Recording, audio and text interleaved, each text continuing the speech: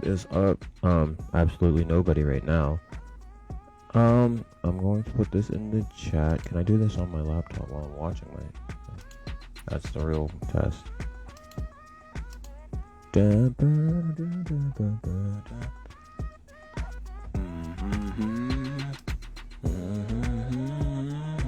Kirsten.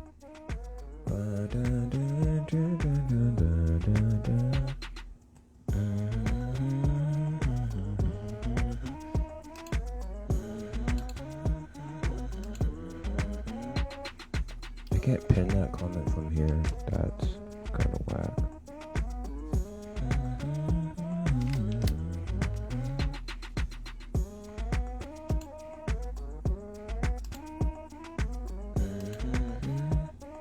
Alright, I'm gonna do it like this then.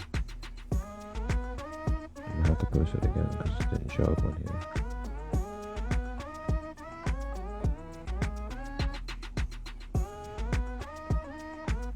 There we go. Alright. I'm gonna start talking like those people here because I'm just gonna post it anyway. And so when you see it, you see it. I don't think this isn't gonna be a long one for sure. There's not that much to this song, like behind the lyrics at face value. Not that I think anyway.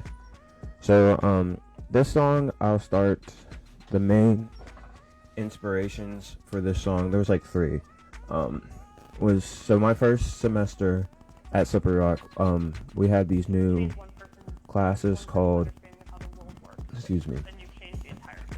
university seminars, where basically they take the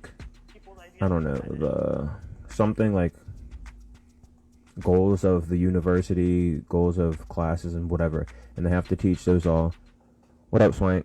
And teach those all to the students in that class. And so the one I took was called hashtag Change the World, and my professor was like incredible. Like that's one of the things like people say like college is a scam, and I'm like, yeah, college is a scam, but like certain things like I need to go to college. And this is one of the classes generally you would think like, oh, this is just so someone can make money. But like when the teacher's really invested in it the right way, that you can learn a lot that you can take with you from those classes.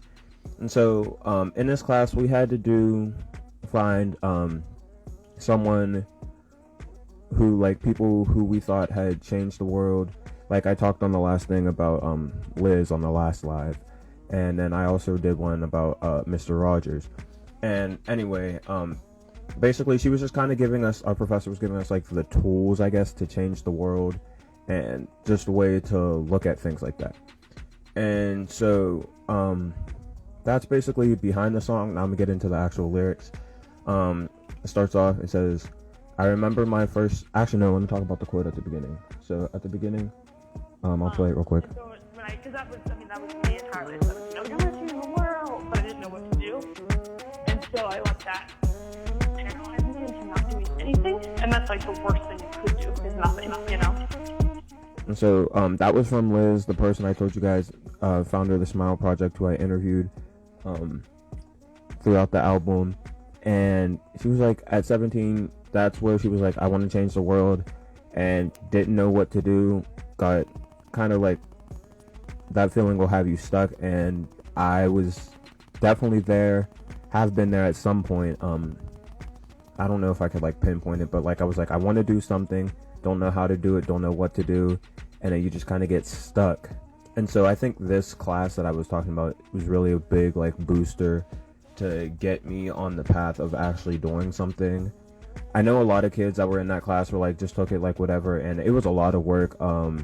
My professor was great, but it was like a lot of work, and some of the kids were just like trying to get their stuff, do the grade or whatever. And she like made us all look at our own way we were going to change the world, and like was like holding us to that. And I feel like after the class, a lot of people were just like, all right, well, I'm going to go do more classes. But like for me, that like really stuck with me. So into the lyrics now. It says, I remember my first semester, I learned how to change the world. Learned a lesson from my professor, told me something about a boat. So yeah, this first semester, this was my literally second day of class, second because this was a Tuesday, Thursday class. I had this class my second day, and she just like hit us with it. It was like, yo, let's do something. But after a while, she told us she was in a similar boat where she was like trying to do all this stuff, like, I want to change the world, just like Liz said, just like I'm saying. And she had this mentor, and because she got like real burnt out, like just doing stuff, and her mentor gave her an analogy about like how much easier it is to, instead of trying to row like a yacht or something, to have like a fleet of sailboats. That's so much less stress on a person, and you can't do all that work yourself for whatever change you're trying to bring to the world. Basically, like, you need a team that takes a lot of the burden off you, and the team doesn't have to be people you're like forcing into like do things who don't want to do things for your goal or whatever. It's people who are working towards the same kind of change that you're already trying to achieve. And I don't know what that sound is. Whatever, who's working towards that same type of change you're trying to achieve. Working with you, build a team with those people who are already moving in the same direction. That's how you build your fleet. So basically, her mentor told her that it was just a lot easier to have that fleet of ships than like trying to row a yacht by yourself. So learned a lesson from my professor, told me something about the boat. Then I was next line, I was rowing down the stream. I was trying to chase a dream, trying to live to the extreme. That's just kind of like a reference to the old nursery rhyme, row your boat gently down the stream, merrily, life's but a dream. So that's just like a reference to that. Who is that? What up, Steve? And someone else, I can't see who that is, but what's up? So then I was trying to live to the extreme. I had to stop looking at the problems like they're meant for me to solve. That was me basically like, yo, everything isn't like my burden to do. Like I said in the last live, like climate change, racial issues, so many other things, social justice issues. Like those aren't things that are targeted. Like I have to save the day. I have to do all these things. Like there are a lot of people working towards them. I don't have to be the hero in that sense. I can work towards them. I can help. I can contribute. Do all I can. But I don't have to like be the man in those situations to take them down. Beating up myself because I couldn't solve them all again. I don't have to feel bad because I don't do them all. And then counting myself out because my efforts all look small. Excuse me. Don't like feel, I had to realize I shouldn't feel bad for doing what I can. And then just like Liz said in her quote, don't get paralyzed because, well, if I can't do something big, then I shouldn't do anything at all. No, that was like a shift in my mentality there. Then the next line said, no, the problems won't dissolve. They're not just gonna go away if I stop. But you gotta keep on going. Very straightforward line. What up, Bree? You gotta keep on going, rowing through the water, riding your own wave, doing all you can do, trying to make some change, paddling your own boat, moving up the stream. Think not about tomorrow, live like it's a dream. I mean, that's just straight through forward, like using the boat medley. What was the word? Boat analogy again. Just got to keep paddling away, like Dory said. Just keep swimming. Just keep swimming. Just keep swimming. Just do little by little, chipping away at these issues, building your team of the fleet of rowboats, and little by little, that's how the change happens. And then think not about tomorrow. That is a reference to actually to Matthew 6:34, probably one of my favorite scriptures. Just like it says, therefore take no thought for the morrow shall take thought for the things of itself. Like, you can't worry about how the issue is going to blow up, whatever you're working on, whatever task you have in mind. You can only deal with what's in front of you at the moment. And then live like it's a dream again, row your boat again. And then I just say I want to change the world 9 times, which, like, I do. I want to change the world. Liz says that, I said that, I'll still say that. I actually have my shirt from that class. We have like a little expo, and we got shirts that says ready to change the world. So then the next verse, it says, I remember that week at Ryla, I learned I could change the world. That was the week I talked about last time on the last live too. The camp I went to for a summer where Liz was there, was one of the counselors. And it was basically, I feel like it was like, in a sense, the same thing as that class, but like not the same thing, but very similar. Like similar. It was like trying to motivate us to go out, do change in the world. But I don't know. It was different. Like they were both very good, and they had like not completely different effects on me, but like in the different stages that I was in, like helped me to grow differently. And so again, learned I could change the world, which I'll note there in the first verse I said learn how to change the world, because that's what she gave us, like tools. That's how they were different.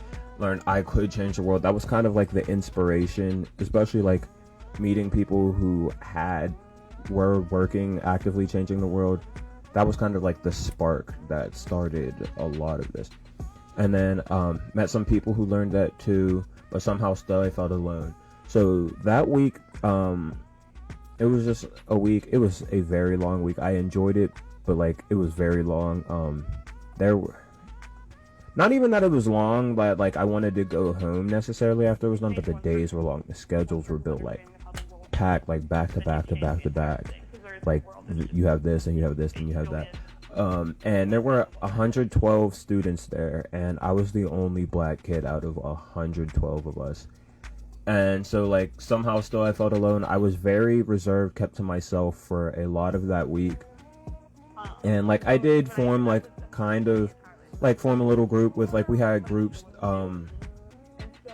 that were like, I don't know, dictated by just something. Like we just were split up into groups because like it's a camp with 112 kids. You can't not have groups.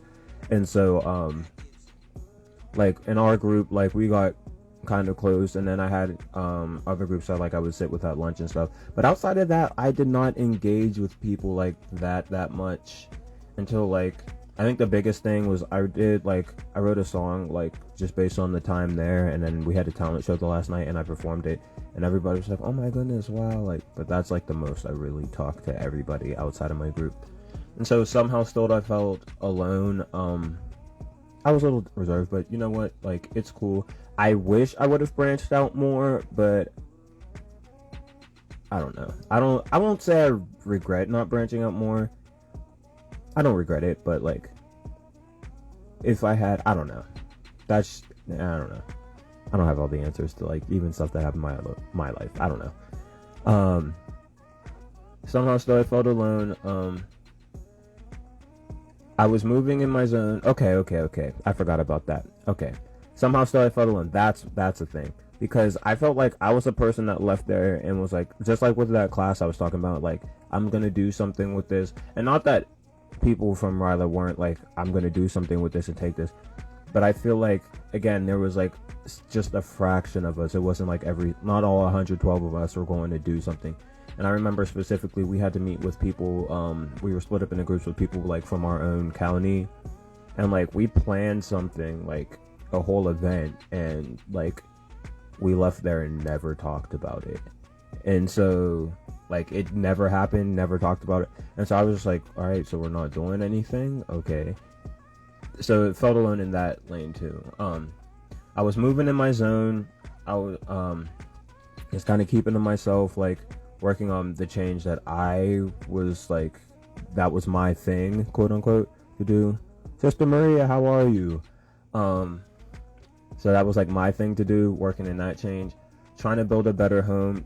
That's a reference to my song Google Home, which I talked about, I think, on the Sodi Live. Just kind of working towards the future, trying to make a better future for not only myself, but like my family, future family, people around me, just people in general in the world. So trying to build a home, trying to do it on my own. Again, me trying to take on the burden of all these problems. And I say, no, I had to stop holding all these problems. I was dealing with a lot. Had to realize that, like, again, that's not all me. Doing everything alone, like I don't need a squad. Again, with the team, got to build up a team. And then picking up these problems, like I couldn't call on God. Scripture, God will never put more on you than you can bear. Like, yeah, God like can handle your problems. Like, I don't have to do it all. Like, why would I do it all? Why would I do any of it if I don't have to? Especially if God's right there to take it. Like, God's not gonna let you get off scot-free and not handle nothing. But like, He's gonna help you when you're working towards it, and He sees you're like when God sees you're working towards it, yeah, call on God. And then no, the battle isn't mine. That's what Second Chronicles 20:15 is where that like popular saying comes from that's used in church all the time. Like, the battle isn't mine, it's the Lord's. There's that, and then there's the hook again. You got to keep on going. Blah, blah, blah, blah. I explained that already. There's nothing really deep there. Then is the last verse. I remember watching my hero. Saw the powers change the world. Had to keep my eyes on Izuku. Had no powers, had to learn. Excuse me again. Sorry.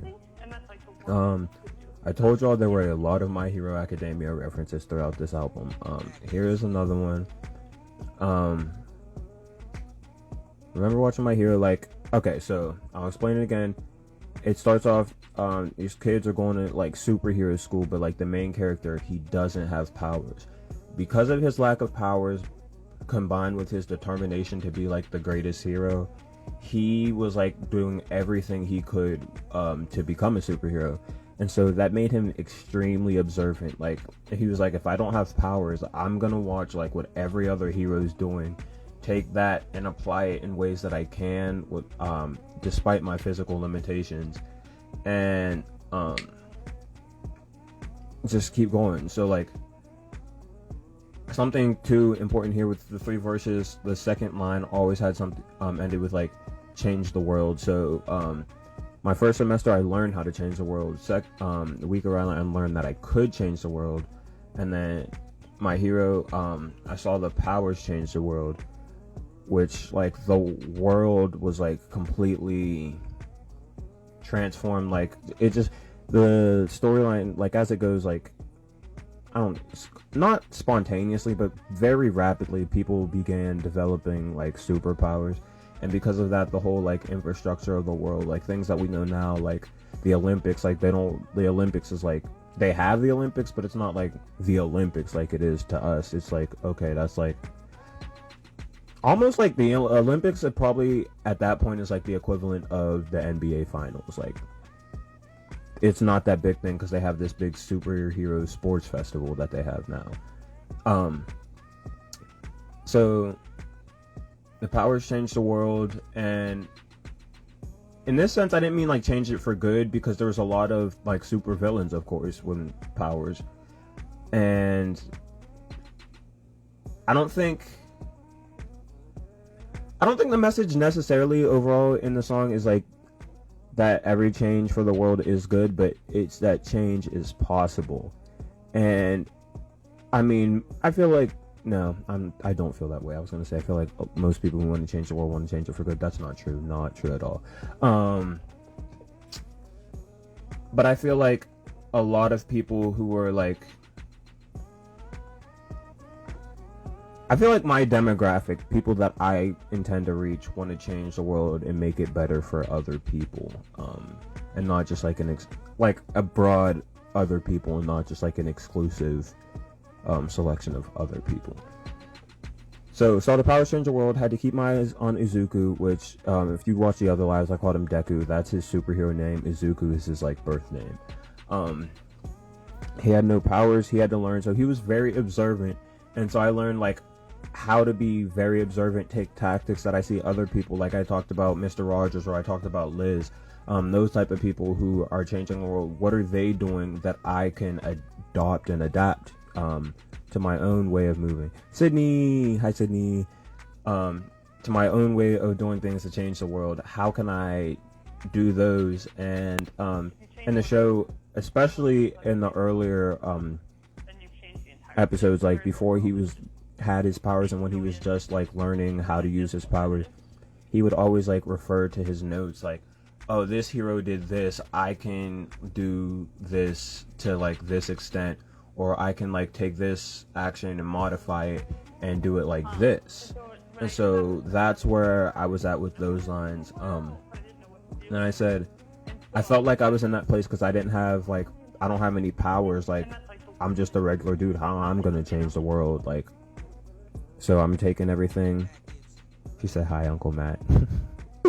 How am I gonna change the world? I'm just a dude. Like, I'm just sitting here in my room making beats all day. How am I gonna change the world? felt like I was in that place, like I was stunned in the race. Like, I feel like there's a lot of people who have a lot more potential, like could change the world a lot easier, have a bigger audience, more funding, more whatever, just that I don't have, like. And so like they're already a step ahead, but at the same time they're not working for the change. I'm working for the change. And that's something it took me a while to realize. Like, I can't complain that they're not doing it, because like, I don't know, that it's not fair, but like nothing's gonna happen about me complaining about it. So that like, I was stunned in the race, like I could never pick up pace, and then okay, I had to stop, wishing it was different. Gotta work with what I got. I can't, like I said earlier, you can only work with what's right there in front of you. I can't like I don't know, I can't like get, I don't know, somebody famous to come here and like raise money for something. I don't have connections like that. But what I can do is reach out to the audience I have, make music to inspire the people that I have right here, who's close to me, support those who are close to me. That's what I can do. Savannah, what's up, dog? Gotta work with what I got. Gotta work with my skill set. I can't like, I don't know, there's a lot I can't do. And that's important to know what you can't do, because it helps you realize what you can do. And so you got to take what you really can do, what you're good at, what you're great at, and like hone those skills. Got to work with what I got. I had to stop letting people tell me who I am and who I'm not. Don't listen to people if they're not saying something. Actually, I had a moment a week or two ago where I submitted my favorite song off of this album to this, I guess he's a producer, works with a lot of artists. And like, this is the first time I've ever been confident enough in my music to like, this is like good, like I can send this to somebody and see what they think about it, and they're gonna like it. He was rating a lot of songs that night, and when I tell you that I got like the worst rating out of all the songs that came through that night, he gave it a 3 out of 10. He said it's a very skippable record. Said a lot of things. I was hurt. Like, I paid $50 for you to come say this about my song, and then I was just like really beat up about it. And so I was talking to Steven the next day. I took a screen recording of it when it happened, and I had him watch the recording and asked him what he thought, like, knowing the song, like, did you feel like. And the crazy thing was, that everything he said about every other song that night, I agreed with it. Like, I was like, this man's like, he's telling facts. Like, about the good songs, I was like, yeah, that's a good song. About the bad song, not everything he said about the other songs I agreed with, but there were some songs that I felt like were a lot worse than mine, and mine got like the worst rating of the whole night. So anyways, I'm talking to Steven, and I was like, Steven, I feel like everything that he criticized about the song was like a creative choice that I intentionally made. Like, I wanted this to be this way in this song. And he told me, he was like, look, you know, he was like, you're a person, you know that like you're not perfect, your music, you can improve. And he said, and he was like, there's things you're gonna work on, you're gonna change, do that. He said, but like for areas where you're not willing to change, don't. And so that line still like speaks to me in that sense. Like, I can't let all these external outside voices tell me like nobody knows you the way that you know you. Like, and when you've done something or are doing something you're confident in, that you have history in, first of all, be confident about it. Because like, y'all ever watch the movie, what's that movie called, Knives Out, where the girl had the valve switched, and she gave the dude the wrong medicine, but like when the detective came out, he was like, no, you gave him the right medicine, you knew which color the right one was, even despite the labels being switched. He was like, because you're a good doctor, you've done this a million times. Like, I've made not hundreds, but like maybe, I don't know how many songs I've made. I'm not gonna count it either because that would take me a long time to find it. But well over 100 songs, and like from the amount of growth I've experienced from 5 years ago, a little over 5 years ago when I released my first project to now, and it's like incredible if you would hear the difference in the songs. Excuse me.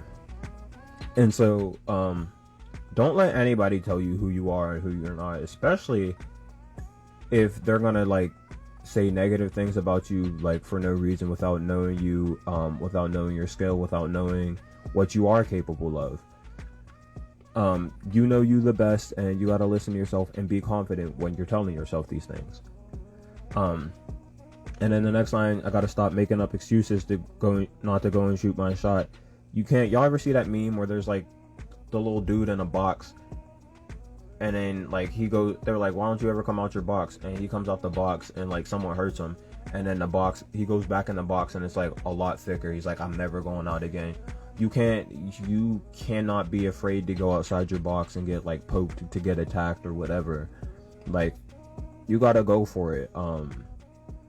Because if not, then you just stay in the same place forever, and that sucks that nothing happens that way. Failure is your teacher. You don't learn without like failing or doing something, messing up. So shooting shot, don't be afraid of getting blocked. There again, don't be afraid of going out the box, getting poked, whatever. Then is the hook again. What should I explain? And then is that everything? And the lyrics wise, those are the lyrics that I started writing and then didn't actually make the cut, which is if they were like super different I would explain them, but they're literally just the same verses, but I worded them differently. So then I have Liz's quote at the end, which is like right here, so I'll let it get to that and then play, and I'll talk about that a little bit. If you change one person's understanding of how the world works, then you've changed the entire thing, because there is no world. There's just 8 billion people's ideas of what that is. So she said, you change the world. I mean, y'all heard what she said.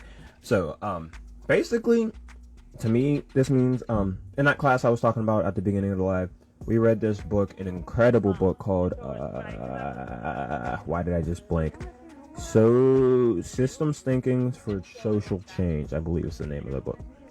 And literally changed my perspective of the world. And when you look at the world differently, that's how the world changes. Because like she said, like Liz said, there's no world, like there's a world, but like the world is only the way we understand it, if that makes sense. Like there's nothing more here in the world than what we know. There's nothing we can do about anything in the world that we can't do anything about what's here except with what we understand. Like our understanding is the tool that drives, that creates the world, that shapes the world, that changes the world. And so we can't do anything, we can't make any change, we can't change the world, we can't save the world, do whatever without understanding. And so that's why I literally, like, that's why I want to be a teacher, because I want to help for one, support again, like creating my fleet of rowboats. Like I want to help shift the mentalities, not necessarily shift, but give people the tools to think about things effectively, like so they can be critical thinkers in whatever lane they want to go into, and like help form people that change the world. Like help people think about global warming one way, help people think about social justice issues, help people think about racial issues, like whatever, all of that. Just want to help cultivate a mindset in people that like they can look at these problems and not even think one way about them, like persuade them to think this way about it, but the way to think, to know, I guess, to gain as much information using as many sources as possible, and that way you can make your best informed decision. And so yeah, that's it. I feel like I'm rambling at this point because I didn't feel like there was that much to this long. I think I got more out of the live than I thought I was going to, but yeah, that's it. I don't know if whoever still left has any questions about the song or anything, but that's that. I will probably be back. It's Thursday. I think I'll probably be done with lives for this week, but I'll do Will Smith. I'm excited, yes, because I'm gonna do 2 of them next week. I think I'm gonna do the first one Monday with Will Smith, and then Case. I don't know what day I'll do yet, because those are the songs like I was really rapping on. So those are gonna be some exciting lives for the breakdowns. So I'm excited for those. I appreciate you guys for coming to watch, and that's everything. I will see y'all. Love y'all. Appreciate y'all. Don't forget to get y'all Smile merch because time is almost up. Peace.